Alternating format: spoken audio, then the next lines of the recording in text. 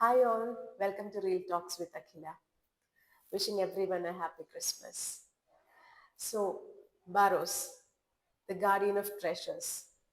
മോഹൻലാലിന്റെ directorial debut മൂവിയാണ് ബാരോസ്. തുടക്കം മുതൽ തന്നെ അല്ലെങ്കിൽ അതിന്റെ പ്രൊമോഷൻസിലോ അല്ലെങ്കിൽ ടീസർ ട്രെയിലറിലോ ഒക്കെ കൂടെ തന്നെ നമുക്ക് കണ്ടിട്ട് തോന്നിയത് അതൊരു എന്താ പറയാ ഒരു ഫാന്റസി മൂവി, കുട്ടികളുടെ മൂവി, ആ ഒരു കൈൻഡ് ഓഫ് മൂവി ആയിട്ടാണ് എനിക്ക് ആക്ച്വലി ഇതിന്റെ ട്രെയിലർ ഒക്കെ കണ്ടപ്പോൾ തോന്നിയിരുന്നത്. അതുകൊണ്ട് തന്നെ ഫിലിമിന് പോയപ്പോഴായാലും ആ ഒരു എക്സ്പെക്ടേഷൻ എന്ന് വെച്ച് കഴിഞ്ഞാൽ ഓവർ എക്സ്പെക്ടേഷൻസ് ഒന്നും ഉണ്ടായിരുന്നില്ല മൂവി കാണാൻ പോകുമ്പോഴും. കുട്ടികളുടെ മൂവി, ബട്ട് സ്റ്റിൽ നമ്മൾ അത്രയും ആരാധിക്കുന്ന അല്ലെങ്കിൽ അത്രയും നമുക്ക് സ്നേഹമുള്ള, നമുക്ക് അത്രയും നല്ല നല്ല നല്ല ഒരുപാട് മുഹൂർത്തങ്ങൾ സമ്മാനിച്ചിട്ടുള്ള മോഹൻലാൽ എന്നൊരു നടന്റെ ഡയറക്ടോറിയൽ ഡെബ്യൂ. ഒരു 40 ഇയേഴ്സിന് ഇപ്പുറം നമ്മുടെ ഇൻഡസ്ട്രിയിൽ വരുന്ന 3D മൂവിയാണ് ബാരോസ്.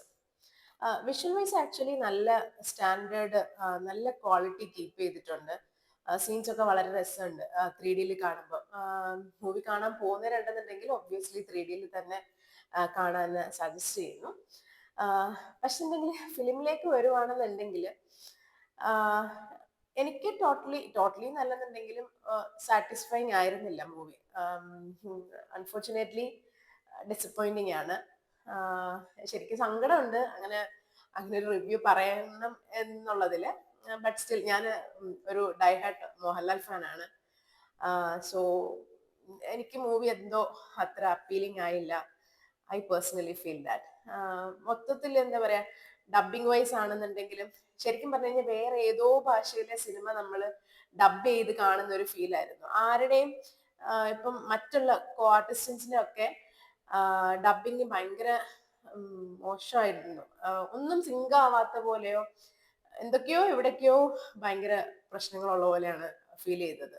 ഇത് ആക്ച്വലി ഒരു ചിൽഡ്രൻസ് മൂവി ആയിട്ടാണല്ലോ നമ്മൾ ഇപ്പൊ ട്രെയിലറിലൊക്കെ കണ്ടിരുന്നത്. പക്ഷെ എന്നുണ്ടെങ്കിൽ ആ ഒരു ഇതിൽ ചിന്തിക്കുകയാണെന്നുണ്ടെങ്കിൽ പോലും ഇത് എത്രത്തോളം, അല്ല സ്റ്റോറി ആണെങ്കിലും കാര്യങ്ങളൊക്കെ ആണെങ്കിലും കുട്ടികൾക്കായാലും എത്രത്തോളം കണക്ട് ആവും എന്നുള്ളത് നമ്മൾ അവരുടെ അടുത്ത് തന്നെ ചിലപ്പോൾ ചോദിക്കേണ്ടി വരും. എനിക്ക് അങ്ങനെ അത്ര കണക്ട് ആവുന്ന ഒരു ത്രെഡോ കാര്യങ്ങളോ മൊത്തത്തിലുള്ളതായിട്ട് ഒട്ടും തോന്നിയില്ല. പിന്നെ ടൈമിലേക്ക് 2.5 മണിക്കൂറാണ് ഏകദേശം സമയം എടുക്കുന്നത്, ഫിലിമിൻ്റെത്.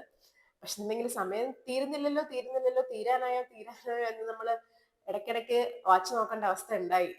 അപ്പം അത് അത്രയും പിടിച്ചിരുത്താനുള്ള ഒന്നും തന്നെ ഫിലിമില് ഉണ്ടായിരുന്നില്ല എന്നുള്ളത് നിരാശപ്പെടുത്തുന്ന കാര്യം തന്നെയാണ്. പാട്ടുകളും എന്താ പറയാ ബാക്ക്ഗ്രൗണ്ട് സ്കോർ ആയാലും ഒന്നും അങ്ങനെ ഒന്നിനും ശരിക്കും പറഞ്ഞാല് മൊത്തത്തിൽ ഒരു ഇമ്പാക്റ്റും ഉണ്ടാക്കാൻ പറ്റുന്നതായിട്ടുള്ള ഘടകങ്ങൾ ഒന്നും തന്നെ സിനിമയിൽ ഉണ്ടായിരുന്നില്ല എന്ന് തന്നെ വേണം പറയാൻ. ഇപ്പൊ പാട്ടുകളാണെങ്കിൽ ഒന്ന് രണ്ടെണ്ണം മോഹൻലാൽ തന്നെയാണ് പാടിയേക്കുന്നത്. അതില് ഇസബെല്ല എന്നുള്ള പാട്ടുകൾ ഓൾറെഡി തന്നെ യൂട്യൂബിലൊക്കെ വന്നിട്ടുണ്ട്, എല്ലാവരും കേട്ടിട്ടുണ്ടായിരിക്കണം. പക്ഷെ ഒന്നും നേരത്തെ പാട്ടുകൾ അദ്ദേഹം തന്നെ പാടിയിട്ടുണ്ട്. പക്ഷെങ്കിൽ അതിനൊക്കെ കിട്ടിയിരുന്ന ഒരു സ്വീകാര്യത, അല്ലെന്നുണ്ടെങ്കിൽ കേൾക്കുമ്പോൾ നമുക്ക് തോന്നുന്ന ഒരു എന്താ പറയാ ഒരു ഇഷ്ടം, ഈ പാട്ടുകളിലൊന്നും ഒരു ഫീലും കാര്യങ്ങളും ഒന്നും ഉണ്ടായിരുന്നില്ല. ചുരുക്കത്തിൽ പ്രതീക്ഷയുടെ അമിതഭാരം ഇല്ലാതെ പോയ ഒരു മോഹൻലാൽ ഫാൻ ആയിട്ട് പോലും ഈ സിനിമയ്ക്ക് എന്നെ തൃപ്തിപ്പെടുത്താൻ പറ്റിയില്ല എന്നുള്ളതാണ് യാഥാർത്ഥ്യം. നമുക്ക് ഇനിയും കാത്തിരിക്കാം മോഹൻലാൽ എന്ന നടന വിസ്മയത്തിന്റെ വേഷപ്പകർച്ചകൾക്കായി. ലാലേട്ടന്റെ ഒരു തിരിച്ചുവരവിനായി ശരിക്കും കാത്തിരിക്കുന്ന ഒരു Lalettan fan. Signing off. Thank U.